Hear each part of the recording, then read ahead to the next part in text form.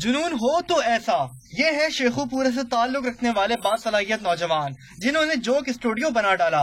Joke studio में guitar, piano या दीगर मौसीकी के आलात तो नहीं, पर म्यूजिक के मतवालों ने बाल्टी, प्लेट, ग्लास, प्लास्टिक की बोतलों को ही आलात मौसीकी में तब्दील कर दिया और ईद के मौके पर उन्हें बजाकर मुल्की हालात पर गाना भी सुना डाला।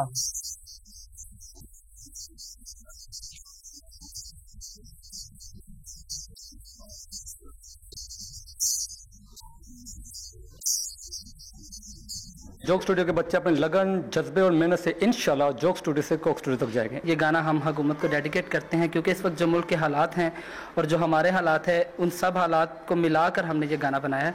नौजवानों का कहना है कि वो महदूद वसाइल होने के बायस कोक स्टूडियो नहीं जा सकते, मगर उनकी मेहनत और लगन से कामयाबी की मंजिल जरूर दिखाएगी।